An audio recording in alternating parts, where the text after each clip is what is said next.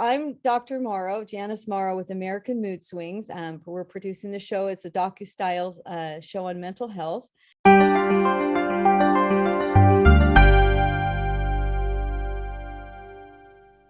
My guest today is Sean Perry with We Are Hope. He's based in Vermont, and I heard about Sean. CNN, for those of you who watch CNN, does a Heroes of the Year.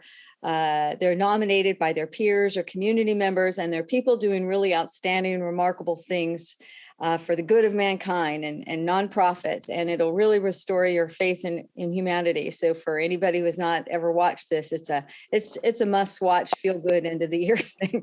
Absolutely. Thank you so much. I think, you reached out shortly after Champions for Change. And it was interesting because I wasn't sure, quite honestly, on LinkedIn, if it was like spam. I was like, who is this? Who's reaching out to me? Because you get a lot of people, that reach out and who's this, and they ask questions and then you never hear from them again. Oh. So I'm glad that we were able to talk and connect, and I'm glad that we're here today. So thank you for having me. I appreciate it.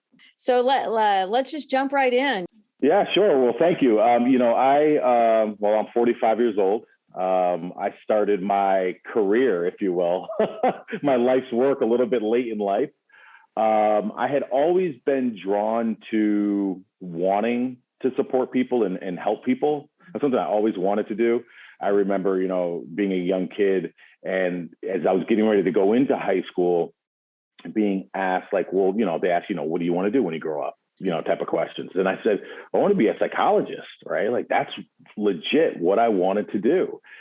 And there was this program called vocational agriculture, which seemed to me at the time like this really cool program that I can get into. So I said, I'll do that, and I mean, I figured, being a psychologist, I'm not going to do that in high school. So, I'll take some classes within school that I could take, psychology and things like that. Fast forward, get out of high school. I become a dad at 19, going on 20. So I spent, 20 some odd years in the restaurant industry. I started out as a dishwasher many years ago, worked my way up to a cook, to a chef, to a restaurant manager, to executive chef, sous chef. I've had all the titles. Wow. And I loved it, but it wasn't what I wanted to do. Now, kind of backing up, right out of high school, I also started coaching youth football, and I coached kids right off the bat. And I absolutely loved it. I coached 11, 12, and 13-year-olds for football. They called it like the B squad. And the kids were great, right? They're just coming into puberty. They're trying to figure out, their deep voice, their muscles, all those things that are happening with young boys at the time. And so being able to help shape and develop the mind was really awesome to me, to be able to be a guide and a mentor to them. I moved up to Vermont probably in the mid 2000s, earlier 2000s, I should say. I founded the summer program where we coached youth for free for, I think it was like for the whole weekend of July. It was like every weekend of July. We just got all the local coaches together that were willing to volunteer their time. And so I did that for about 3 years also. And somebody had sent a picture or posted a picture to Facebook, and they had me in front of some kids talking to them. They were all sitting around in a circle and they were talking to them. And I was like pointing and talking and like kind of move. I use my hands a lot when I talk. Yeah, me too.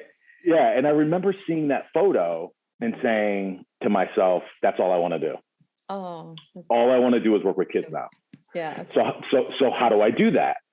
And so I think I came home to my wife shortly, I think it was that weekend, and I said, I'm going to quit my job at the restaurant. Words every wife wants to hear, right? Yeah, right. Yeah. And I was like, I'm quitting my job. And she's like, what do you mean? And I was like, well, this is what I want to do. She's like, well, how are you going to do that? And I was like, I don't know, because I don't know anything about it. So I ended up finding a residential treatment center that was actually down the road. I'd applied at a couple of different places, but I found this residential treatment center that was down the road from my house, actually, okay.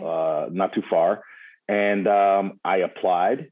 They gave me the job, and I started off as a residential counselor at a top tier youth residential facility for kids struggling with severe anxiety, depression, OCD, some suicidal thoughts, and some self-harm.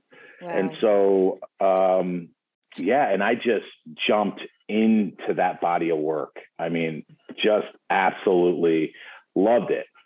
One of the things I personally started noticing, or I knew right from the get-go, was that, it costs $60,000 to $90,000 for kids to go for 60 to 90 days to this residential center. And what'd you say, 60 to 90,000?